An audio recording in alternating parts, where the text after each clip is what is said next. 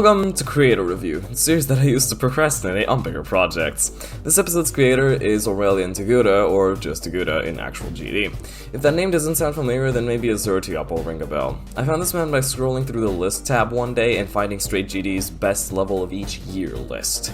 If you had a keen eye when I showed that screenshot, you would notice that his level, A Daydream Journey, is listed as the best level of 2017. I hadn't seen or heard of that level or the creator at that point in time, so I played it, and I'm going to save me actually talking about the level for when I actually review it later in the video. But yeah, Aurelian, as I'll refer to him for the rest of the video, has only 3 rated levels, so I thought he would make for a cool addition to the series. Let's get started. Astral Journey is one of the best 2.0 levels I've ever seen. To anyone watching this video whose skill range is around Hard Demon, play this, please. It is one of the easiest Hard Demons in the entire game, honestly, and it's one of the most fun hard demons, or just demons in general, I've ever beaten. Holy shit. Immediate 10 for gameplay. The deco is really good for 2.0 and pretty inspired for its time too. I genuinely cannot recall another 2.0 level that looks like this, and especially the drops are really cool. The only levels that come to mind that look even somewhat like this are Last Hope and Allegiance. Here's another 10 for deco and a 5 for originality. The song choice is inspired. I love me some Starship Showdown, especially when the level is as long as this one. It only uses the first 3 minutes of Starship Showdown, and that's totally fine with me. It also syncs super well. Take a look at the first drop in the cube right before if you want an example. I am actually going to give this the second ever perfect score in the series. Final score 30 out of 30. Chromosphere is probably Aurelian's weakest level. Its main issue is that the colors don't go together well. You can't really mix grayscale and rainbow without them looking really out of place next to one another.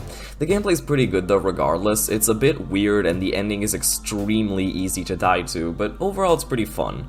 Let's go with an 8. Deco, as I said, meshes weirdly and just overall looks a bit odd in some areas. You can definitely tell this was made in early 2.1 because it looks pretty damn aged, but it's still somewhat clean. I'll give it another 8. The sync is once again really solid, 5 out of 5. Originality, however, is a bit tricky. I've definitely seen levels like it before, but I'm not sure if they came out before or after this one. This level sort of meshes grayscale, modern, and rainbow all in one level, and 2 of those 3 styles didn't really exist before 2.1, and I don't think they were formed in the first 4 months of the update, since this came out in April of 2017. Just to be safe, I'll dock 1 point. Here's 4 out of 5. Final score, 25 out of 30. And now we arrive at A Daydream Journey. First of all, this is one of the extremely few levels I've played that has managed to lag my PC. For a level that came out in November of 2017 to have this many objects is insane. According to Aurelian, in the end screen it has 335k, that's just mad. And for its time, he really did do a lot with those 335,000 objects. The dragon boss fight was apparently made in Adobe Animate, which I'm pretty sure is a first. First of all, I'll just get the 10 for deco out of the way. There's no way a level that looks this good for late 2017 won't get a 10 for deco. On the other hand, the gameplay is extremely basic and sometimes even auto. It's also a bit hindered because, well, the lag it causes, and I'm pretty sure especially back then you couldn't even really load this level that well. But still, here's a 7, 2 points docked for the fact that the gameplay is very basic, and another 1 for the poor optimization. The sync is pretty good, the song is rather generic, but whatever. I can let it slide when the level looks like this. The sync is honestly the same as the others, well done and complements the rest of the level, 5. As for originality, if making a dragon in Adobe Animate won't, and then putting it into GD in, once again, November of 2017, I cannot stress that enough, isn't getting a 5, I don't know what is. Here's 27 out of 30.